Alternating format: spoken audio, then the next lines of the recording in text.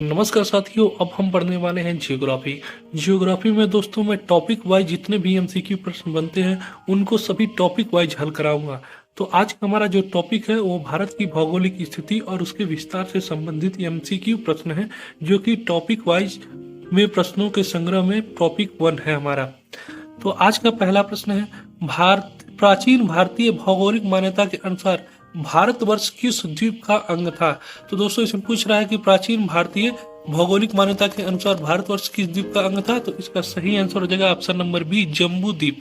तो दोस्तों प्राचीन भारतीय भौगोलिक मान्यता के अनुसार भारतवर्ष किस द्वीप का अंग था, तो जम्बू द्वीप का अंग था। ऑप्शन नंबर बी सही हो जाएगा।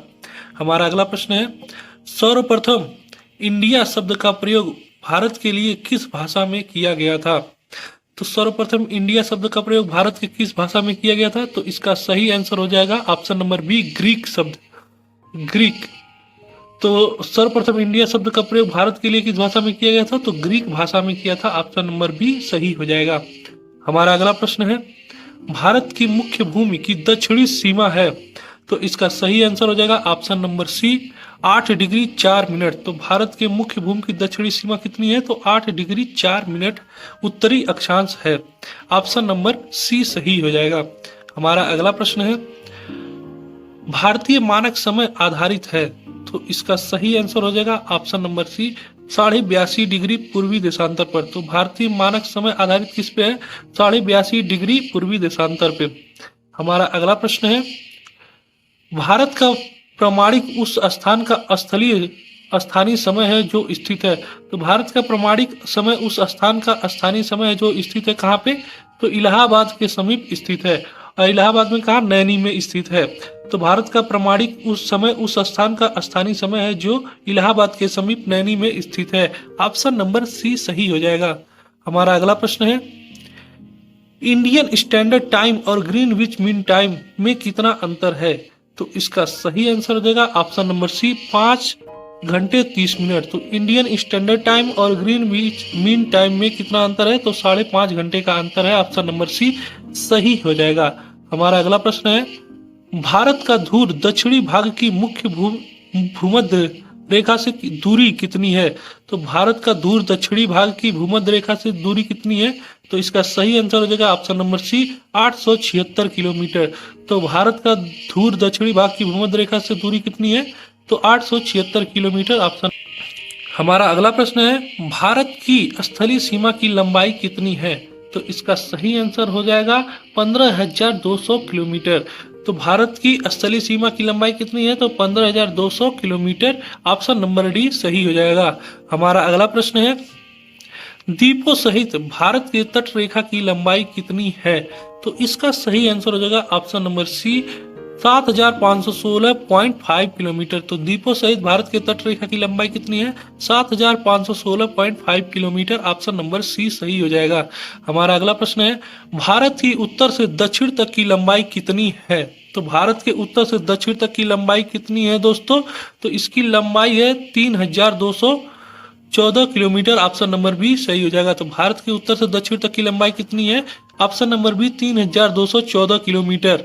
ऑप्शन नंबर बी सही हो जाएगा। हमारा अगला प्रश्न है, भारत की पूर्व से पश्चिम तक की लंबाई कितनी है। तो भारत के पूर्व से पश्चिम तक की लंबाई कितनी है, तो 2,933 किलोमीटर। ऑप्शन नंबर ए सही हो जाएगा। भारत की पूर्व से पश्चिम तक की लंबाई कितनी है, 2,933 किलोमीटर। ऑप्शन नंबर ए सही हो जाएगा। हमारा अगला प्रश्न है, भारत की तट रेखा की लंबाई कितनी है। तो दोस्तों इसका सही आंसर हो जाएगा ऑप्शन नंबर ए, भारत के तट रेखा की लंबाई 6100 किलोमीटर है। तो भारत की तट रेखा की लंबाई कितनी है, 6100 किलोमीटर है। हमारा अगला प्रश्न है, भारत का क्षेत्रफल विश्व के कुल भौगोलिक क्षेत्रफल का कितना है। तो भारत का क्षेत्रफल विश्व के कुल भौगोलिक क्षेत्रफल का 2.4% है। ऑप्शन नंबर बी सही हो जाएगा। हमारा अगला प्रश्न है, भारत के कुल क्षेत्रफल का कितना प्रतिशत भाग पर्वतीय क्षेत्र माध्य समुद्र तल से 2135 मीटर या अधिक ऊंचाई के अंतर्गत आता है। तो भारत का कुल क्षेत्रफल का कितना प्रतिशत भाग पर्वतीय क्षेत्र के अंतर्गत आता है, तो इसका सही आंसर हो जाएगा ऑप्शन नंबर ए, 10.7%। हमारा अगला प्रश्न है, संपूर्ण भारत के कितने प्रतिशत भूभाग पर पर्वत और पहाड़ियों का विस्तार पाया जाता है। तो इसका सही आंसर हो जाएगा ऑप्शन नंबर सी 29.3%। तो संपूर्ण भारत के 29.3% भूभाग पर पर्वत और पहाड़ियों का विस्तार पाया जाता है। हमारा अगला प्रश्न है, संपूर्ण भारत के कितने प्रतिशत भूभाग पर पठार का विस्तार पाया जाता है? तो इसका सही आंसर हो जाएगा 27.7% भूभाग पर पठार का विस्तार पाया जाता है। हमारा अगला प्रश्न है, संपूर्ण भारत के कितने प्रतिशत भूभाग पर मैदान का विस्तार पाया जाता है? तो संपूर्ण भारत के 43% भूभाग पर मैदान का विस्तार पाया जाता है। ऑप्शन नंबर डी सही हो जाएगा। तो संपूर्ण भारत के 43% भूभाग पर मैदान पर भारत के 43% भूभाग पर मैदान का विस्तार पाया जाता है। ऑप्शन नंबर डी सही हो जाएगा। हमारा अगला प्रश्न है, भारत की प्रादेशिक जल सीमा समुद्र तट से कितने समुद्र मील की दूरी तक है? तो इसका सही आंसर हो जाएगा ऑप्शन नंबर ए 12 मील। तो भारत के प्रादेशिक जल सीमा समुद्र तट से कितने समुद्री मील की दूरी है? तो 12 मील की दूरी पर है। एक मील में कितनी दूरी होती है दोस्तों? 1852 किलोमीटर होती है।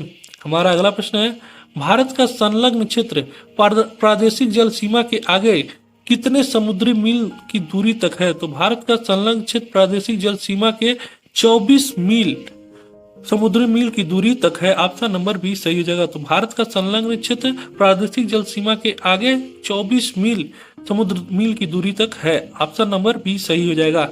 हमारा इस एमसीक्यू का यह लास्ट प्रश्न है कि भारत का एकांतिक आर्थिक क्षेत्र संलग्न क्षेत्र के आगे कितने समुद्री मील की दूरी तक है?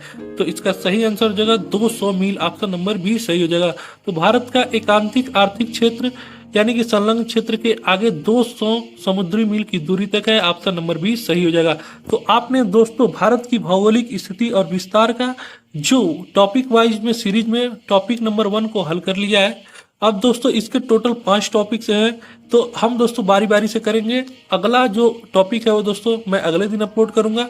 अभी ये हमारा पहला है। यदि आप इसको बहुत ही अच्छे से लोगों में शेयर करते हैं तो दोस्तों ऐसी सीरीज में पूरे जीके जीएस की लाऊंगा, जिससे कि आपने जो भी कहीं से भी अध्ययन किया है तो आपके रिवीजन में बहुत ही मदद मिलने वाली है। तो साथियों मिलते हैं आपसे दोस्तों नेक्स्ट एमसीक्यू में। तब तक के लिए धन्यवाद।